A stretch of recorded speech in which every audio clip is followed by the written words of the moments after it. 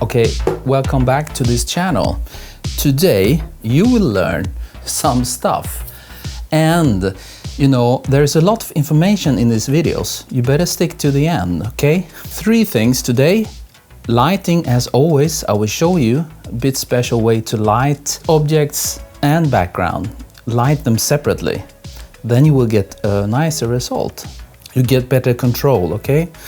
And secondly, I will show you how you can use this tool, the Data Color Reader, to match the product color with the surface and background. That I will show you. And the third thing is I'll have another one. I have extra one from Data Color. Send me this, and you can get this. And I will tell you how at the end of this video. So now you have to stick around to the end, you know. Okay. And as always, like and subscribe if you find this useful. Helps the channel a lot. So where to start? Well, we start with the camera. Today I'm shooting with my Hasselblad camera with a macro 120mm lens. You know, you can use any camera. I could have used my very old Sony A6300. Don't let a camera stop you. You can always get a very cheap camera and start shooting. So we have the camera, and we have 2 flashes today. 2 D2 flashes. 1, 2. Okay. And why do I have 2? Well, I will show you.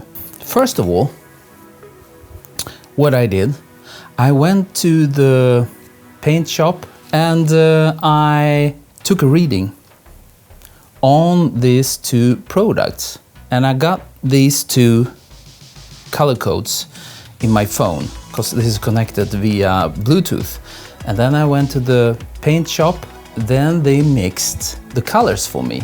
I went out, I drove very far, and I bought this MDF board. This is an MDF board, 6mm, and then I bought also some, I think it's called like French wooden mirrors or something. I spent the whole day building and painting this background. So, how to know how to light these products? First of all, I look at them and then I can tell that they are matte finish. Thank you, God. If a client comes to you with a matte product instead of a glossy, then your life will be so much easier. So that's the first thing I check. What's the material? It's matte. Okay, we are good to go. Then I don't have to think so much about diffusion or any of that stuff, actually. I'm just using bare flashes. That's fine, you know. And I make sure I bought the color as matte as possible. So here we have the camera angle. This is the shot. And if we go closer here, this is the 2 boards. They are painted in the same color. And let's start by taking the first shot, and I will show you how and why I placed the flashes like this. So let's take the first shot without any flashes, so we will get the black frame, black canvas, so we can start build up the shot with the flashes only. So I will take a shot, and today I'm shooting at aperture 16. So I have a big gap.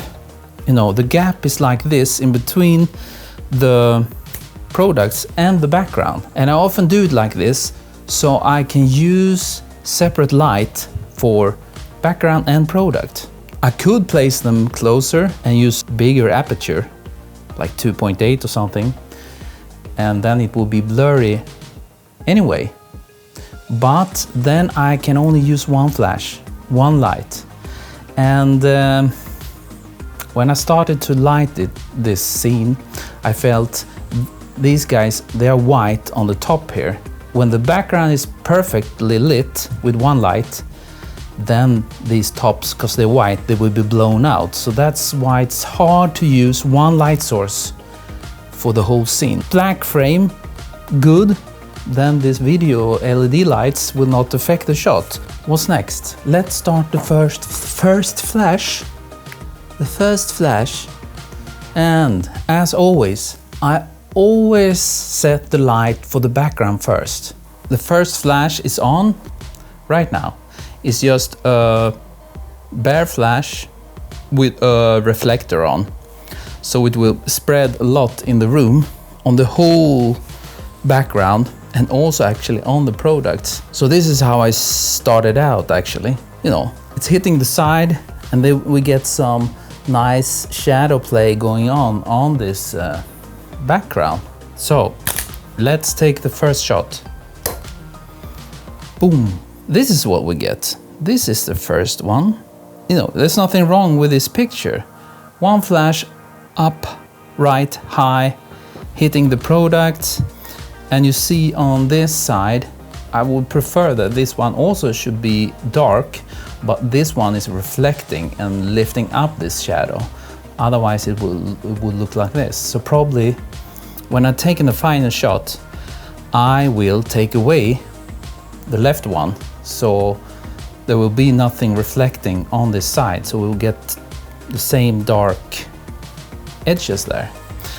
But that comes later.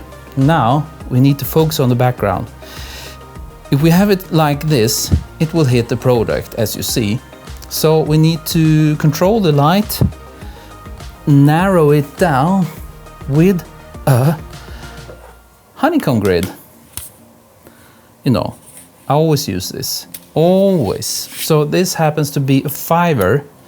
It's super narrow. Now we have a grid on. Now you will see the difference. Let's take another shot. Now the light will be only on the background. You see? Now it's super cool, I think. And I love to work like this. Because now I can have this beautiful light on the background and I don't have to care about the products right now. You know, you start with the background and then you work closer to the camera. I'm hitting the light right here actually. So there will be like a highlight behind the products a bit, and also get this beautiful gradient going on the background, this green background, and also from this. I'm not super fond of having light going all the way out of the picture. So probably when we're taking the final shot, I will take a black card. I want just to make like a vignette down here. I don't know if, yeah, you see it maybe. It's very dark, but probably you see I'm just holding somewhere around here probably.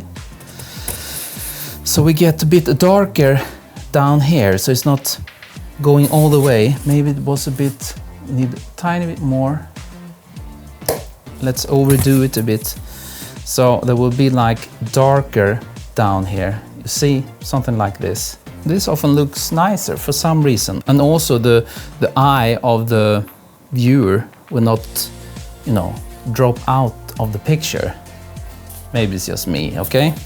But I like it this way. No light on the products. They are like silhouettes standing here, ready for the next flash. You know, they are at exactly same angle and they're very close together. So it will look like it is the same light hitting the product and the background. If I place this one for the products on this side, then things starting to look very strange, you know, because there's only one sun.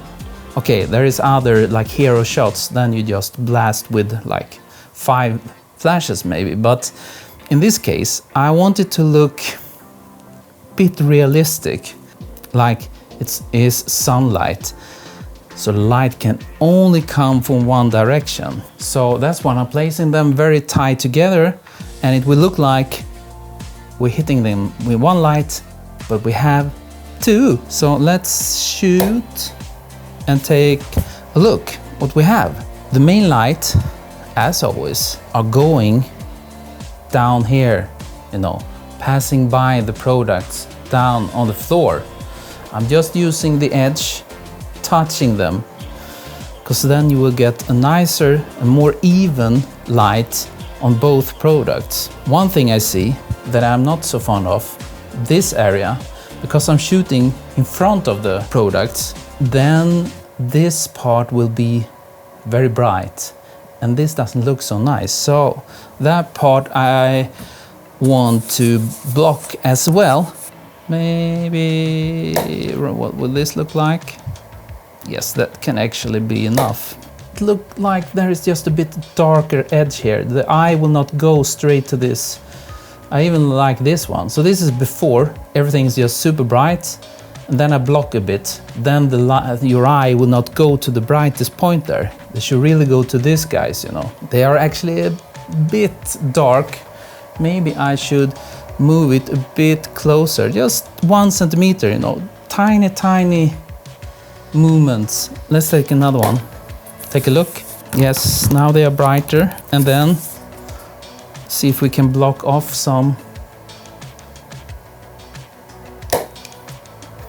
Oh, now I blocked it off very much, but I like it. I also would like to block a bit over here, probably. Something like maybe around there. I have no idea. Just a tiny bit darker here. Ah, that's also nice. What you should do, but I'm too lazy for this, you know, I want to have a bit of block for the background, so I should really put up this guy like this for the background light, and then I should put up another one and block for the front, and then I should put up a third one to block a bit there, you know. I need to find some stands, I need to find more of these, I need to tweak it. So instead of doing all this, it takes a lot of time, I use Photoshop. I take three shots with this, and then I just make it happen in Photoshop. Just 3 layers with some layer masks, you know, it takes seconds instead of spending another hour setting up these 3 flags, you know. So now let's take the final shot. Okay, I will take a black one, so I know now I'm taking the final shot. So let's start by taking the final shot, the main shot with all the light, and I'm quite happy with the background there. I like this spot behind there, and I will make a bit of a gradient at the bottom of the frame. See down here, just like that. And then I will take another shot when I block for the front of these 2 MDF boards, so they're not so bright.